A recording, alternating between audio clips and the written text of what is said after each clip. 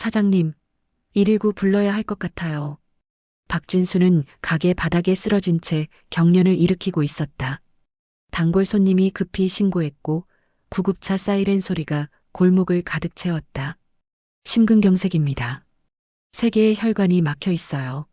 즉시 스텐트 시술 들어갑니다. 수술실 밖에서 아내 순이는 남편의 옷을 붙잡고 울음을 터뜨렸다. 수술은 6시간이나 걸렸다. 다행히 살리긴 했습니다만 앞으로 무리하시면 안 됩니다. 완전히 쉬셔야 해요. 의사의 말에 진수는 멍하니 천장만 바라봤다. 30년간 중국집을 운영하며 새벽 4시부터 밤 12시까지 단 하루도 쉬지 않고 달려왔다. 자장면 배달하고 짬뽕 끓이고 탕수육 튀기고 그게 진수의 전부였다. 이제 그만하세요. 당신 죽으려고 작정했어요? 순이의 절규에도 진수는 고개를 저었다. 가게 접으면 우리 뭐 먹고 살아? 아들 민준이는 서울에서 빚내서 사는데 딸 지연이는 시댁 눈치 보면서 사는데 그래서 당신이 죽으면 되는 거예요? 자식들이 아빠 장례식장에서 울면 되는 거예요? 부부는 병실에서 격하게 다퉜다. 하지만 그날 밤 더 큰 충격이 찾아왔다. 형님, 저 가게에서 10년간 주방장으로 일했던 처남 상철이 병실에 들어왔다. 떨리는 손에는 빈 통장이 들려 있었다. 미안해요. 저 도박빚이 너무 많아서 가게 통장에서 5천만 원을 뺐어요. 진수는 그 자리에서 가슴을 움켜쥐었다. 간호사들이 급히 달려왔다. 환자분, 진정하세요. 5천만 원. 그게 진수가 30년 동안 모은 전부였다. 은퇴 후 생활비로 우리의 노후 자금으로 아껴둔 돈이었다. 형님, 제발 고소만은 하지 마세요. 제 인생 끝나요. 순이는 동생을 붙잡고 함께 울었다. 진수는 천장을 보며 이를 악물었다. 58년 인생에서 가장 밑바닥에 떨어진 기분이었다. 바람이 삶을 뒤흔든 날. 퇴원 2주 후 진수는 가게 문을 닫아야 했다. 운영할 돈도 체력도 없었다. 심장은 여전히 불안정했고 계단을 오르는 것도 힘들었다. 아버지, 제가 내려가서 도와드릴게요. 서울에서 아들 민준이가 급히 내려왔다. 하지만 그의 얼굴도 창백했다. 아버지, 사실은 저도 회사에서 구조조정 대상이에요. 다음 달이면 뭐라고? 엎친 데 덮친 격이었다. 진수는 숨이 막혔다. 가게를 정리하던 어느 날 더 끔찍한 소식이 들려왔다. 여보, 큰일 났어요. 순이가 울면서 전화를 걸어왔다. 어머니가 집에서 쓰러지셨대요. 뇌출혈이래요. 중환자실이래요. 시골에서 혼자 사시던 장모님. 순이는 당장 내려가야 했다. 하지만 병원비를 어떻게 마련할지 막막했다. 당신, 우리 집이라도 팔아야 할 것 같아요. 집마저 팔면 우리는 어디서 살아? 그럼 어떡해요? 어머니 그냥 죽으라고요? 그날 밤 진수는 베란다에 서서 아래를 내려다봤다. 모든 게 무너졌다. 건강도 가게도 돈도 가족도 8층 아래의 도로가 아찔하게 보였다. 이렇게 끝나는 건가? 58년이. 아버지. 민준이 급히 달려와 아버지를 붙잡았다. 아버지, 안 돼요. 제발요. 진수는 아들 품에서 울음을 터뜨렸다. 나는 뭘 위해 이렇게 살았을까? 평생 배달하고 요리하고 그릇 닦았는데 남은 게 하나도 없구나. 아버지, 저희가 있잖아요. 다음 날 가게 창고를 정리하던 중 민준이 먼지 쌓인 상자를 발견했다. 아버지, 이게 뭐예요? 상자 속에는 오래된 사진들과 악보, 그리고 녹슨 하모니카가 들어 있었다. 아, 이거 옛날에 아버지가 좋아했던 거야. 대학 때 밴드 했었거든. 사진 속 젊은 진수는 기타를 들고 환하게 웃고 있었다. 옆에는 청춘가요제 우수상이라는 상패도 있었다. 아버지, 이거 진짜예요? 아버지가 가수였어요? 가수까지는 아니고 그냥 노래 부르는 게 좋았어. 근데 부모님이 반대하셔서 중국집 물려받았지. 그때부터 노래는 손 놨어. 진수는 30년 만에 손에 쥔 하모니카를 가만히 쓰다듬었다. 녹슨 금속에서 묘한 온기가 느껴졌다. 인연이 건져 올린 온기. 그날 밤 진수는 홀로 앉아 하모니카를 입에 댔다. 30년 만이었다. 처음엔 소리가 제대로 나지 않았다. 하지만 조금씩 기억이 되살아났다. 아리랑, 아리랑, 아라리요. 하모니카 소리가 조용히 밤을 채웠다. 이상하게도 가슴이 뭉클해졌다. 30년 동안 잊고 살았던 자신이 돌아오는 것 같았다. 일주일 후, 옛 단골 손님 김 사장이 찾아왔다. 진수 씨, 소식 들었소? 많이 힘드시죠? 그냥 버티고 있습니다. 김 사장은 테이블 위에 하모니카를 보고 눈이 휘둥그레졌다. 오, 진수 씨가 하모니카를 불었었소? 나도 젊었을 때 색소폰 불었는데. 예전 일이죠, 뭐. 그럼 우리 경로당에서 한번 연주해 주시오. 다음 주가 우리 경로당 창립 10주년인데 어르신들 위해 공연 좀 해주시오. 물론 사례비도 드리고. 제가요? 30년 만인데요. 괜찮소. 어르신들도 완벽한 걸 바라시는 게 아니라 그냥 함께 즐기는 거요. 진수는 고민 끝에 수락했다. 어차피 집에만 있으면 우울한 생각만 들었다. 일주일 동안 진수는 미친 듯이 연습했다. 손가락은 뻣뻣했고 숨도 잘 안 쉬어졌다. 하지만 점점 감을 되찾아갔다. 공연 당일 경로당은 50명의 어르신들로 가득 찼다. 진수는 떨리는 손으로 하모니카를 들었다. 안녕하십니까? 저는 30년 동안 중국집을 하다가 최근에 문을 닫은 박진수라고 합니다. 오늘 여러분을 위해 옛날 노래 몇 곡 준비했습니다. 첫 곡은 봉선화였다. 떨리는 손으로 시작했지만 점점 안정을 찾아갔다. 어르신들은 눈을 감고 음악에 빠져들었다. 와, 진수 씨 정말 잘하시네. 하나 더, 하나 더. 진수는 그리운 금강산, 가고파, 아리랑까지 연주했다. 어르신들은 함께 따라 부르고 어떤 분은 눈물을 흘렸다. 공연이 끝난 후 한 할머니가 다가왔다. 선생님, 돌아가신 우리 남편이 그 노래 정말 좋아했어요. 오늘 그 사람 만난 것 같아요. 고맙습니다. 진수는 뭉클했다. 자신의 음악이 누군가에게 위로가 될 수 있다는 게 신기했다. 진수 씨, 한 달에 2번만이라도 와서 연주해 주시오. 어르신들이 정말 좋아하시네. 그날부터 진수의 새로운 삶이 시작됐다. 한 달 후 경로당에서 특별한 만남이 있었다. 진수군? 한 할아버지가 진수를 불렀다. 진수는 얼어붙었다. 그는 이춘식 72살. 20년 전 진수에게 사업 동업을 제안했다가 3천만 원을 날린 그 사람이었다. 이춘식 씨, 그동안 미안했네. 내가 자네한테 큰 빚을 졌지. 어색한 침묵이 흘렀다.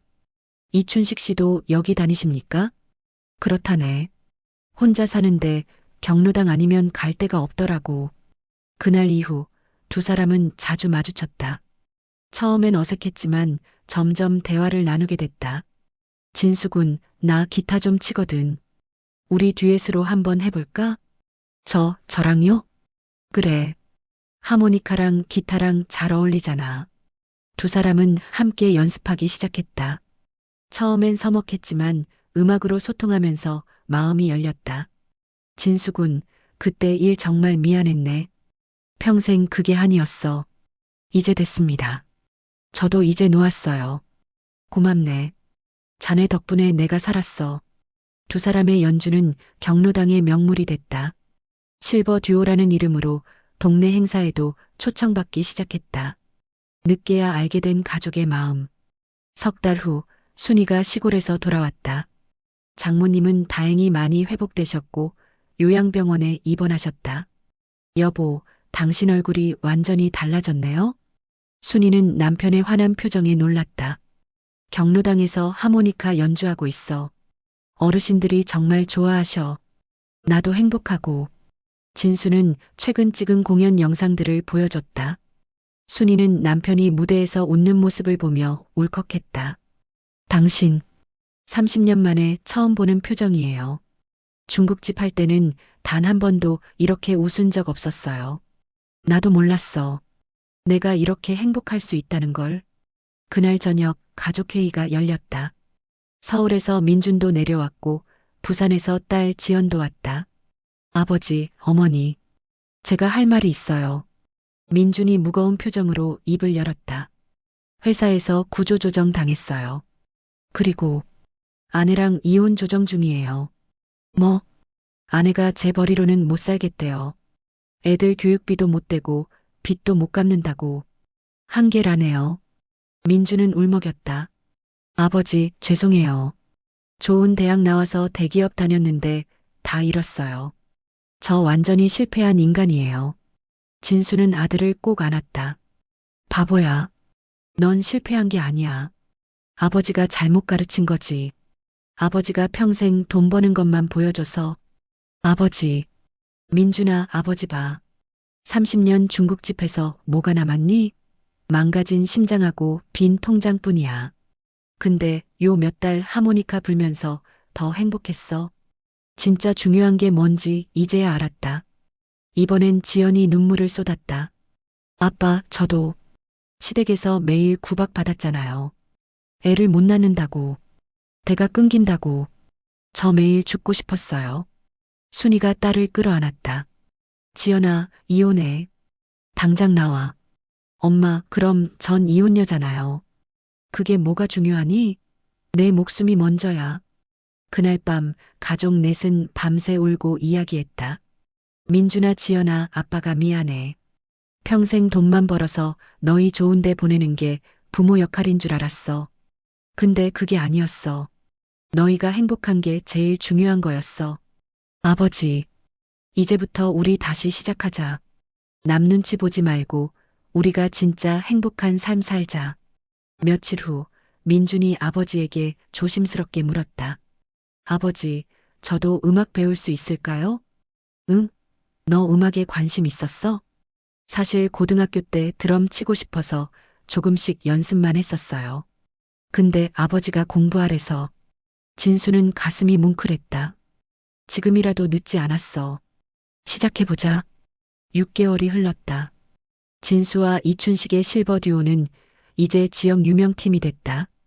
경로당, 요양원, 복지관, 학교 등에서 공연 요청이 쏟아졌다. 진수 씨, 다음 주 시청 행사에 와달래요. 우리가 시청까지 가? 민주는 아버지 옆에서 드럼을 치며 함께 공연하기 시작했다. 지연은 이혼 후 집으로 돌아와 어머니와 함께 작은 도시락 가게를 열었다. 엄마, 오늘 매출 80만 원이에요. 그래, 우리 딸 잘한다. 어느 날 지역 방송국에서 연락이 왔다. 박진수 씨 가족 이야기를 행복 찾기 프로젝트에서 다루고 싶습니다. 방송이 나간 후 반응은 폭발적이었다. 진수의 전화기는 쉴 새 없이 울렸다. 선생님, 저도 음악 배우고 싶어요. 50살인데 늦었을까요? 저는 60살에 회사에서 잘렸어요. 뭘 해야 할지 모르겠어요. 선생님, 어떻게 다시 시작하셨어요? 진수는 그들을 위해 청춘 음악 교실을 열었다. 경로당 한쪽에 마련된 작은 공간이었지만 매주 20명이 넘는 사람들이 모였다. 여러분, 음악의 나이는 없어요. 저는 58살에 다시 시작했어요. 30년 만에. 수강생 중에는 40대 명퇴자, 50대 실업자, 60대 은퇴자들이 가득했다. 모두 인생의 전환점에서 방황하던 사람들이었다. 선생님, 전 평생 회사 다녔는데 이제 뭘 해야 할지.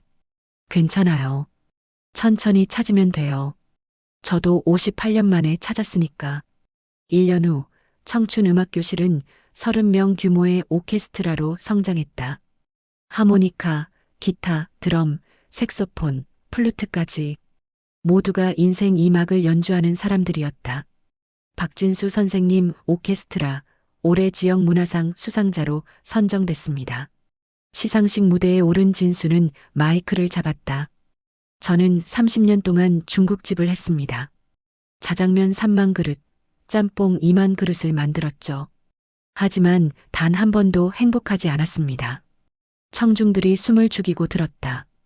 58살에 심장이 멈을 뻔했습니다. 그때 깨달았죠. 나는 살아있지 않았구나. 그냥 생존하고 있었구나. 하지만 지금은 다릅니다. 저는 행복합니다. 늦었지만 제가 진짜 사랑하는 일을 하고 있으니까요. 그리고 여러분과 함께하고 있으니까요. 강당은 박수로 가득 찼다. 그날 저녁 온 가족이 모였다. 작은 거실은 웃음소리로 가득했다. 여보, 후회 안 해요? 순이가 물었다. 뭘? 중국집 접은 거요. 30년이었잖아요. 진수는 웃으며 아내의 손을 잡았다. 하나도. 그때 쓰러진 게 신이 준 기회였어. 그렇지 않았으면 나는 죽을 때까지 자장면만 만들었을 거야. 아버지, 저도 감사해요. 아버지 보고 저도 용기 냈어요. 민준이 말했다. 저도요, 아빠. 덕분에 제 인생 되찾았어요. 지연도 덧붙였다. 진수는 창밖을 바라봤다. 별이 총총한 밤하늘이 보였다. 나는 참 운이 좋은 사람이야. 59살에 진짜 내 삶을 시작할 수 있었으니까. 다음 날 아침 진수는 하모니카를 들고 경로당으로 향했다. 오늘도 함께 연주할 사람들이 기다리고 있었다. 벽에는 진수가 써붙인 문구가 있었다. 인생은 60부터다. 아니, 언제부터든 시작할 수 있다. 진수는 하모니카를 입에 댔다. 아름다운 선율이 아침 공기를 채웠다. 그는 알았다.